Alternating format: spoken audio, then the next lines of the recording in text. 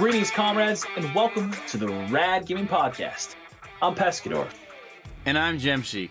And in this episode of the podcast, we go through our favorite E3 highlights so far, including those by Xbox, Nintendo, and Google Stadia.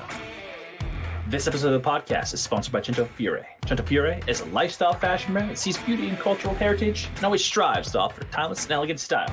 Visit cento-fiore.com to join the family. That's CENTO-FIORI.com. Now, on to the podcast. Jemshi, I am super excited. E3 is going on right now, and I am pumped because they touched upon one of our favorite games, or favorite looking games, I guess I'd say. That's what the word I'm looking for. Thank you very much. Highly anticipated game of CyberPunk 2077, which I'm super excited. They released a new trailer, and they also talked about the release date, which is April 16th, 2020, which is really far away, and I'm very upset, but I'm still pumped. They gave a release date. It looked awesome. The new trailer was pretty cool, and it featured Yeah, I wasn't even expecting that. Like, it's one of those things where you're kind of like watching the trailer, and you're like, wow, everything looks so realistic, and then suddenly you're like, wait, Keanu Reeves, like, in a video game with like a bionic arm and everything? Yep. I was just like, what? I had to replay the trailer. I was like, wait a second. Hold on a second. Is that Keanu Reeves? And I like had to rewind it. I'm like, wait a second. Yes, it is. That's crazy. I was mind blown, to be honest.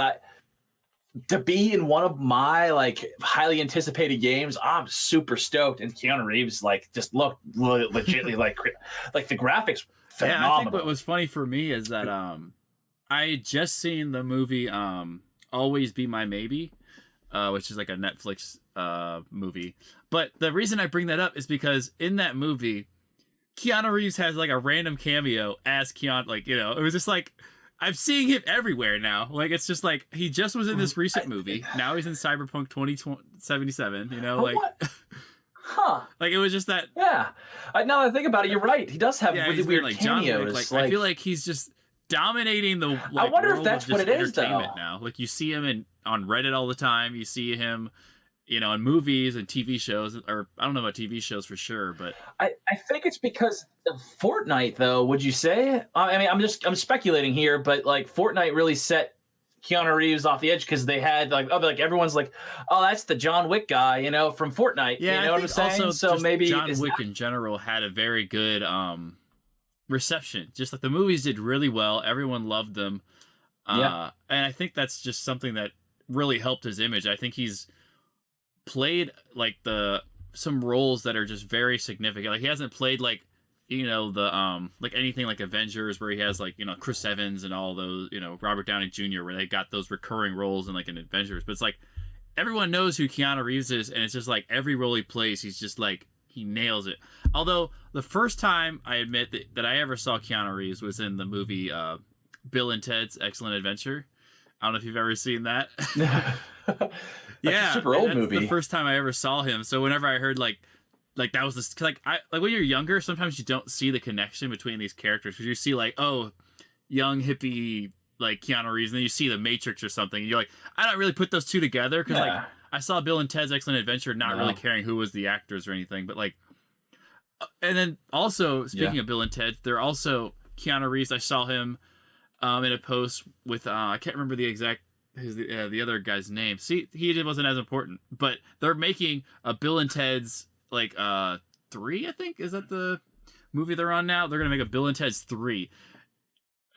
They're just tapping into Keanu. Like, I'm seeing him everywhere now. Train. Like, what happened? Did he just like come out of hibernation? Like, I feel like I thought he was just like a standard actor, but I feel like he suddenly he's everywhere now. I don't know what's going on.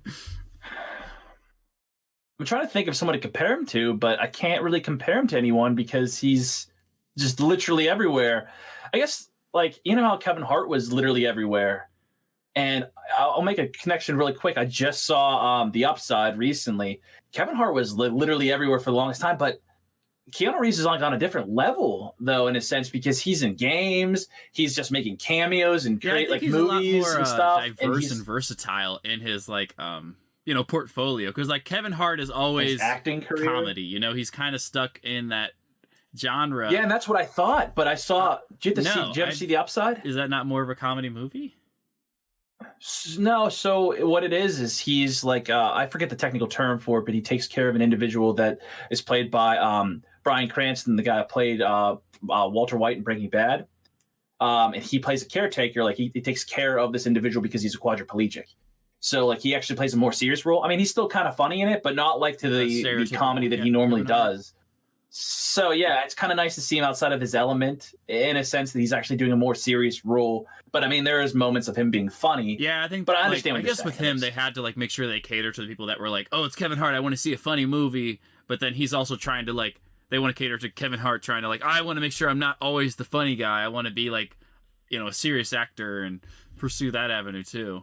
Yeah, I think it's just interesting that they're like these celebrities. I feel like once they reach like some certain status, suddenly they're just everywhere. Everyone's like they're sponsoring every product. They're in every movie, every commercial, video game now. Like we're gonna see Kevin Hart in probably a video game soon. I wouldn't be surprised. Maybe the next Grand Theft Auto. Who knows? I could. You know what? I can see that happening where somebody like Kevin Hart would be like a main character in, like he's like a playable character or something inside of like Grand Theft Auto. Like maybe not Kevin Hart, but somebody. What was the guy that played the Punisher on Marvel movies? He made his way into the new Ghost Recon trailer. What was his name, though? I know what you're talking about. I can't remember his name either. But he was on The Walking Dead, and he played Shane in The Walking Dead. Yeah. And then he was in The Punisher, and he started being in a lot of movies. He was in the movie with, I think it was The Rock or something like that, or something like a drug movie, like trying to move drugs or something like that. And I don't know, but he was in a lot of stuff right after that. And it's kind of the same concept. And now he's in a video game of himself in Ghost Recon, which was crazy. I can't remember his name now. It's gonna bother me, but I just find that interesting. That I think you've reached like you've reached everyone when you become like immortalized in a video game. Like I think that's like a new medium that a lot of like actors haven't really, unless they drop the ball. I know. Like I think what was it? Like again, the guy from Walking Dead. Bernthal. Yeah, John Bernthal. John Bernthal. Okay, yeah, that's the guy I was talking about. So John Bernthal was actually in the trailer for the new Ghost Recon game, which blew my mind too. Because when I first saw it, I was like, "Wait a second, that looks like right." And it's weird that they have like the actual, like their actual face and everything. Like it's just insane. Like they had Norman Reedus for Silent Hill, like PT, that short little demo version. That's right. They had Terry Crews in what was the new game? Crackdown. They had Terry Crews, like they kind of had a character look just like him in his voice as well. But I mean, it wasn't just like, but it's pretty cool that he was still in a game. Like that's just, and for me, it's just insane that like now actors are becoming video game characters. Like that's something that you think that there's going to be people who are now like, they're just a really great game character and or something like I can't, like it's crazy to think that somebody could just be like that could be the career. Like, oh, I love when Pescador's plays the role in like Legend of Zelda or something as Link, and then he moves on to this other role when he's playing somebody like Master Chief or something like that. Like it'd be insane that you'd have like characters like that. Oh, I'm glad you brought up Master Chief because Xbox today on E3, they announced Project Scarlet, which is the new console for Xbox, which is supposed to have 8K graphics. They're supposed to utilize their SSD in ways which I'm mind blown because I can't even imagine how 8K would look because I barely saw games in 4K before. Does anybody have an 8K it's just monitor not very or often. TV? It's expensive as heck, man. Like I looked into them. People even like are even physically able to see, Yeah. But the whole thing I was trying to talk about, like they're going to utilize the cloud as much as they possibly can because they talked about cloud gaming and things like that. They really are trying to make an emphasis on cloud gaming, but 8K blows my mind. But they also announced for Project Scarlet, one of the launch titles is Halo, and I am super pumped. It's Halo Infinite, and I'm super stoked because I saw that trailer for it. Looked awesome, made the hairs on my arms stand up. Like I was pumped. It looked really cool. So I'll kind of maybe paint a little picture. I don't know if you've noticed. This takes place after, if I remember reading correctly, it was after Halo 5. But he's basically floating through space, and the world's almost extinct at this point in time. And a guy that was lost in space stumbled upon him, pulled him back into his ship, jumped his suit basically because his suit had no power whatsoever. And it says that in his helmet, it basically says there's no artificial intelligence in his helmet, which means Cortana is no longer with him. Or it's kind of crazy in my opinion. So I'm actually, but basically it ends up him saying that like they're gonna fight a great force of evil, and I'm so excited. Like I'm so excited to see what spin they have on it now. So yeah, that sounds super I'm really interesting. I'm really excited to see it. I know I wasn't the original Halo player. I did play Halo CE, but it's sad though, because to be honest, Halo 1, 2, and 3 I really enjoyed, and after that I kind of stopped playing. I'm going to be honest, but like, I mean, I have Halo 5 and I've only played it a little bit, and I didn't really beat it. And I'm not going to lie, I love Halo to death, but like, I want to see what this new, because the graphics for the trailer looked amazing. But I don't know. I really hope they don't botch this, because I think they really need to bring something new to done the Halo like genre. Exactly, I think like, they just kind of do. You don't want to ever have just the label of another Halo game when they're kind of like Call of Duty. It's just like another Call of Duty game. Okay, you want to be like the Project Scarlet Halo. The Halo Infinite. You want people to say Yeah. Hey, to be honest, the reason why I bought the original Xbox was for Halo. Like the original Halo, I loved that game. That game was amazing. And if they can recreate something just like that, but I mean, like, they kind of, in my opinion, they kind of beat the horse too much with Halo, and I'm hoping they can do something, but I'm excited to see what they can do with it. I just hope it does well. Like I said, the trailer looks awesome, and them pulling it on like this really high performance console, which they said they want, like, just the amount of, I guess, power this console is supposed to produce is unreal. You do have high expectations as to what this next Halo game has to offer too. I do, because they really did. I mean, they did sell it. I mean, they said that it was going to be 8K. They're going to utilize the SSD. They say then like reduce load times. I mean, they really kind of sold it out there for me. They said that they really want to immerse you in the game and have less of like lag between gameplay and like loading times, which I'm really excited about, because I noticed that when you get into like a bigger game, they have like things to hide it now, like elevator rides. They said like long elevator rides that kind of like hide the fact that your game is loading in the background to kind of still keep you immersed, but they're going to try to lessen that, which is exciting for me. For me, I think with E3, the things that jumped out at me were a lot of the Nintendo announcements, and because I grew up playing a lot of Nintendo 64.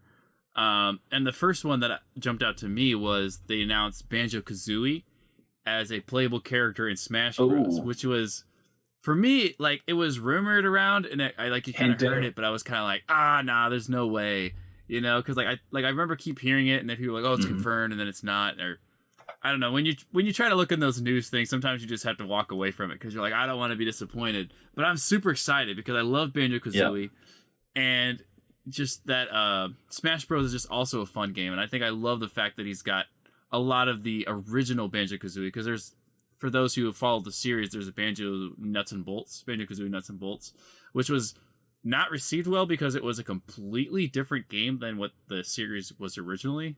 So I don't know if you can elaborate, because I love Banjo-Kazooie, like the original for the N64. So, yeah, Nuts and Bolts was just like really they suddenly came back. Gruntilda is a robot, and everything is like mechanical and robots. You have to make this little cart thing that you can ride around and kind of drive. It sounds kind of like in the realm of Ratchet and Clank now, more or less. I think even Ratchet and Clank was a little bit better. Like, I mean, not like I haven't played that series well, but like, no, I'm not saying that Ratchet and Clank was bad. I'm just saying that like it sounds they're like trying to make more of a spin on it, kind of like Ratchet. It was all about like this goofy, puzzle piece world and stuff like that, and then suddenly they put all this mechanical stuff in there that didn't really fit well. At least for me, like I was just like, what is it? Like I was expecting like the next Banjo-Kazooie game. Like there's Banjo-Kazooie, Banjo-Tooie. I played both of those, and I was like, oh man, this is gonna be Banjo 3E, which is the name that they were supposed to have for the third one. And then they ended up getting bought out by I can't remember what the whole story behind that, but it's developed by Rareware, and then the people from Rareware ended up leaving and made formed Platonic Games, and then they developed our Platonic Studios, but then they made Yooka-Laylee, which was supposed to be like the spiritual third game for Banjo-Kazooie. So yeah, that's what I was really excited about, just seeing that. And then I think also Xbox has announced that like Rareware has announced that they're planning on making a new Banjo-Kazooie game, which I'm excited for, because I'm like, okay, this is something I might actually play, but knowing it wasn't made by the original, developers makes me wonder if it's even going to be the same, or like, am I going to feel like I'm playing a fake Banjo-Kazooie game? Like it's got everything about it, but it's not those people. And that's what happened with games like Halo, man. They got bought out as well. Then they used to be Bungie, and I think it was bought out, 343 Industry or something. Yeah, I don't remember. Bungie, but they really changed the game. It's sad when that happens, because like something you knew, you grew and loved, and they're like, okay, well, this genre has been tapped. Let's try to make it different, and then they kind of screw up what people loved about it. Yeah, and then the next game that I really was surprised and excited for was Breath of the Wild 2, Legend of Zelda Breath of the Wild 2, which I think is just insane, because just being a Zelda player, I've never seen a Zelda game come out as 2. It's always been like they have its own name, but why would they call it Breath of the Wild 2? Yeah. That's what I'm surprised with that. And then they also announced that they're making a Legend of Zelda Link's Awakening, which was a remake of like a Game Boy. I think it was Game Boy Color. I can't remember exactly. I think it was Game Boy Color. And yeah, and I remember playing this game as a kid, and I remember being like super frustrated, because this is the first time that I played the Zelda on the 64, so I played Ocarina of Time and Majora's Mask, and then I saw the game on Game Boy for sale at some like thrift store or something like that, and I remember getting it for super cheap, and I remember playing it, and I didn't realize that I was playing somebody else's old save file, because like you can like go in there and look, and I guess I just assumed like, oh, I must have. I don't know. Like when you're a kid, sometimes you just don't think about it. But I ended up trying to play the game by myself from the very so I did end up like deleting it, because I left that save file in there, because I was like, I never know if I'm going to actually get this far in real. Like, you know what I mean? I wanted to beat wherever they were at, so I kept it.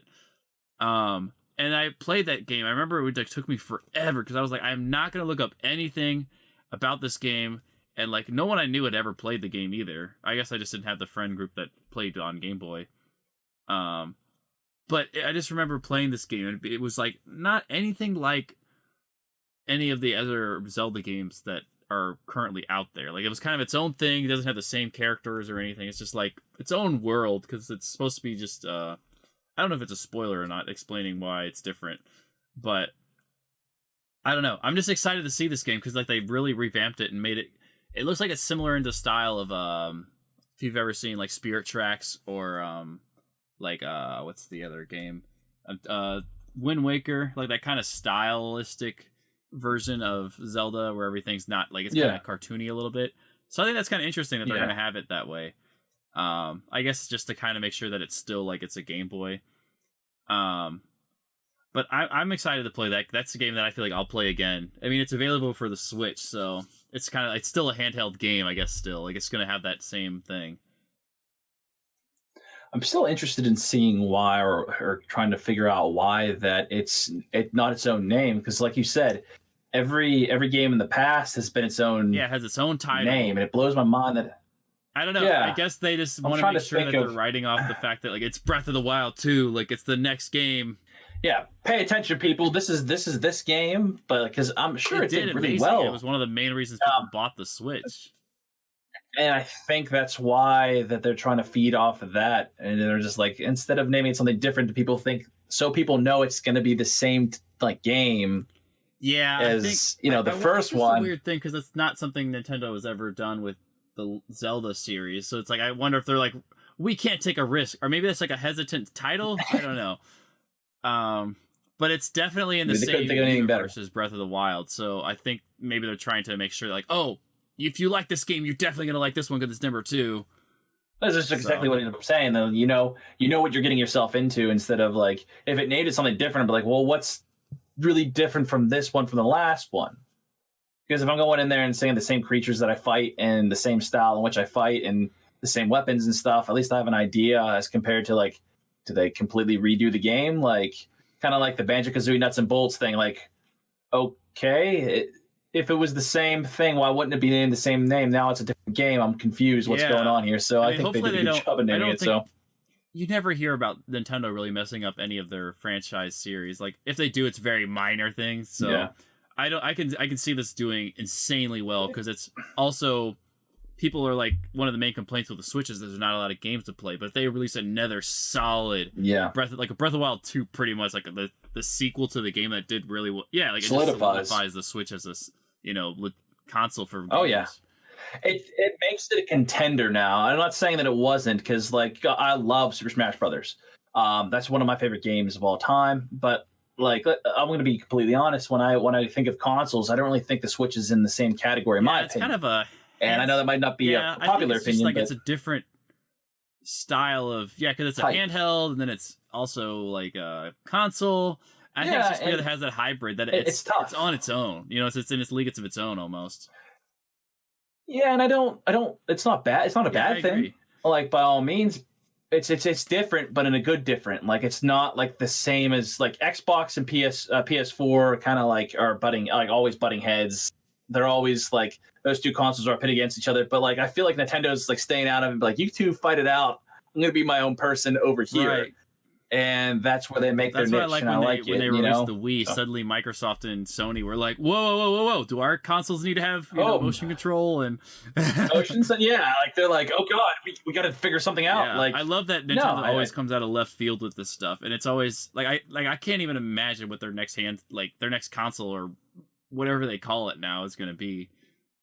And that's what I think makes me, like, always like a Nintendo fanboy. You're like, I can always rely on them for, like, doing what they do best, as opposed to doing what everyone, like, like Microsoft and Sony are trying to do. And I'm glad you're keeping up with like that part of E3 or the Nintendo side, because, to be honest, they're probably the most exciting, because, like, everyone kind of saw the new console for Xbox coming out, Project Scarlet, but, like, when Nintendo does stuff, they come, like you said, they come out of left field. They kind of hit you, like, they're like, look over here, my left hand. They slap you with the right, kind of thing. Right. They're like, oh, look, that's something you never saw coming, which is really neat, and that's what I like about Nintendo. And then I want to move on to the next, like, our topic with Google Stadia. So we've mentioned this multiple times in the podcast with Google Stadia and the rise of cloud gaming, and how there's a lot of new contenders in this field.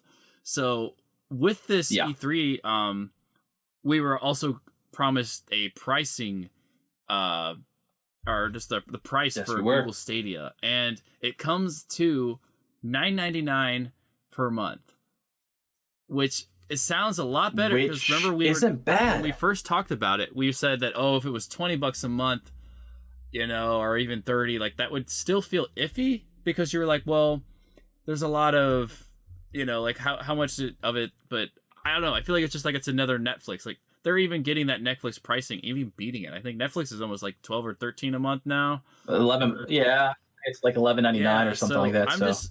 I'm excited the fact that it's that cheap. But the only problem that they didn't really address is so right now they have 31 games that you can play on there that were officially confirmed, and a lot of them are really some great games. But the only problem is that people have not been able to confirm is whether or not you have to actually purchase those games yourself and then pay for the service, or is that included in the service for $9.99 a month? So that's something that I feel like is a little bit worrying to me. Just like, well, like, how well is it going to do if I have to? So what would the pricing be then? I'm confused. So right now they aren't sure if it's going to. What do you pay $10 for? Just to use the Google Stadia service. So you can play any game that they have to offer on that service, and they're trying to add new games, but they have cool features where it's like, if you're streaming, there's a button that says, hey, you can jump in and join, or something like that. Like, you can have your chat join in and play with you, or it's easier to sync with somebody else. It's like, I guess it's just the same thing as any other online play. It's just that it has extra buttons to in different places. I'm wondering, but I think that's the thing. I can't. I think see, they're like, for me, I feel like you have to pay for those games because I don't see how a game company would be cool with. Oh, so you're gonna use like how many? Like if you play a game, you want to have your own save file and everything too, right? Like how are they able to abstract that from the game in a way that would make the game developers happy? Like, oh, I sell you one copy of Assassin's Creed, and then now you sell it to like you have like maybe I don't know multiple thousands of people playing on that one copy. Like how does that work?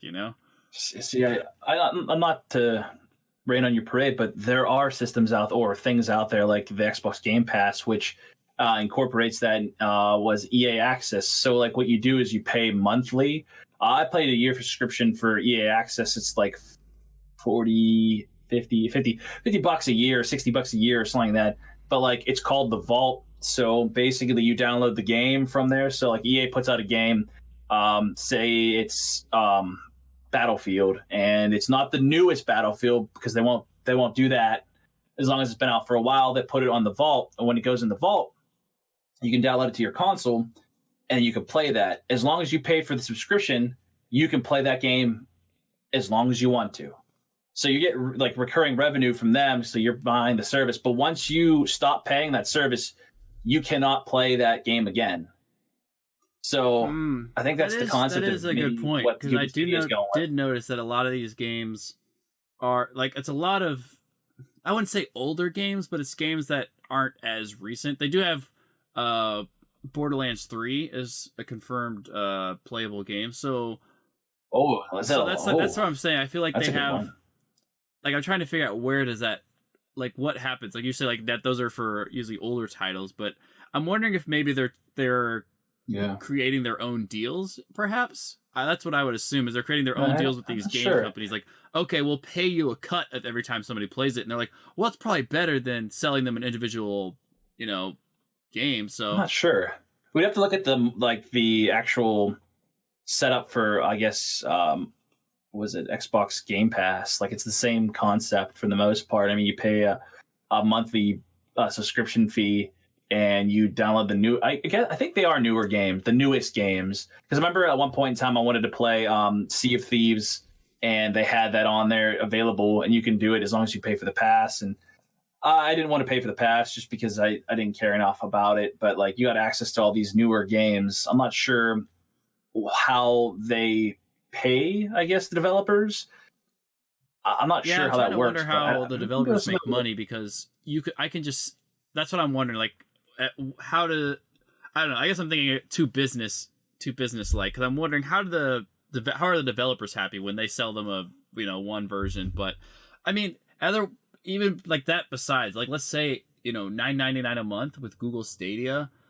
That just sounds insane. Like, if they could start matching the gaming library that Steam has, Epic Game Store is starting to create. Like, if they can match that like quantity of games, I can see this start becoming like I honestly might do this, because I'm like, you know what? Like, all I gotta do is pay $9.99 a month, and if I don't have to pay for those games, and I can just play any of the titles that they have available, I feel like this is something I would actually use. Because then it's like, oh, I don't have to buy the new game, and I can just try it out if I want to, So, so what I'm reading right now is how they pay them for like an Xbox Game Pass, more or less. Is they pay them one large chunk up front, and then pennies on the dollar for every download that they get. So I'm not sure if that's true, but that would make I think that actually would work, because I know a lot of game companies, the main revenue source is the upfront cost, because they always want to get the sale, like like Call of Duty is always 60, 70 or whatever it is now. Like, you buy the game and you get it, and that's how they make the money. They don't give you the game for free and hope that you pay for a pass or something like Epic Games did with Fortnite. That's they're more the traditional game sales. So I can see that would be happy, because that's what I was thinking. I was like, they're not going to make any money up front. Like, that's what I was thinking. I guess there would be an upfront cost that they would have to pay for. So yeah, if that works out for them, I honestly feel like this is honestly something that is insane, because it's supposed to be, even if you have like a laptop or your phone, if you're and this is like they say the this is something that anywhere. might actually be like the best use of 5G on phones, because you could even play these games on your phone. And imagine, like, I can't. Like, that's the one thing. If somebody were to give me a phone and say you can play Zelda, I would have been like, that'd be so cool. But like, I know it's not going to happen. But like now it is. You know, like. Yeah, it's the concept of everything's turning to streaming anymore, and it's actually blowing my mind. I mean, the amount of things we have at our fingertips this day and age, it just blows past anything I could possibly fathom at this point in time. I mean, Netflix, movies at your fingertips. I mean, you got now game streams that kind of like Google Stadia, things like that come like right to any device that you want it to. It's just unbelievable. I can't believe that they're tapping into this type of market. I just, and the way they're doing it too is genius, but they have to deal with kind of like the repercussions of things for individuals. Because if you think about it, I mean, they're kind of feeding into the whole. I know last episode we talked about gaming disorder, and kind of feeding in the mantra of gaming disorder. It's the accessibility to games for individuals and people that have that accessibility to games, and it could feed into that whole, like, it could feed the fire, I guess, right, of some kind of legislation being passed. I can see it, like. I mean, like, look at all these systems, like, everything's at their fingertips. Look at all these kids just playing games all the time. Like, it's outrageous. We need to regulate something. Yeah, I mean, that's how it was even when, like, TV came out. People were like, oh my God, like, everyone's watching too much TV. Like, it's just, like, whatever's new, everyone's got to have, like, the critical mindset of it. And I don't know, even with phones, like, everyone was like, oh my God, everyone's texting all the time. Like, now no one really thinks about that anymore. Like, it was always like that thing that everyone would always say, like, oh, kids in their phones, and now it's like video games. Like, I feel like everyone just is a little bit too uptight about that. It's just something that I feel like I like to be more accepting, and I can't wait to see the time when I start going, wow, I can't believe everyone's doing this. Like, why is everyone, That's when you're really old and you're like, those kids and their crappy things. I like to think that I'm going to be up to date on a lot of things. Like, I'm a gamer, so I would understand, like, the gaming culture, and I like, like, I can see a lot of where, like, entertainment. I watch YouTube. I watch a lot of, like stuff like that, where everything's online as opposed to on the television. Like, there's just so many things that like, I don't even have a landline anymore, because you don't, like, I don't know, a lot of people don't need those anymore. You just have your phone. And that's it, It's funny you say that, because my parents walked into my house. They're like, "Where's your home phone, your landline?" Yeah, you don't need it, because, like, cell phone, you can't. Yeah, I'm like, what? They're like, wait, what? You don't have one? I'm like, yeah, you don't need it. What are you talking about? But dude, it's crazy to think that we are just days into E3, and we just like scratching the tip of the iceberg, if you will. I'm excited to see what they're going to announce in the next couple of days.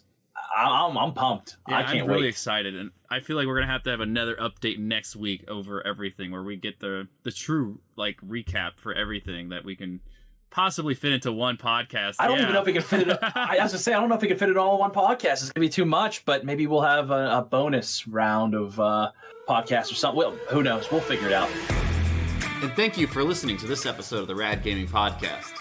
Be sure to subscribe to our YouTube channel and rate and subscribe to us on iTunes or wherever else you listen to podcasts. We release a new episode every Wednesday and Friday. And as always, stay rad, comrades.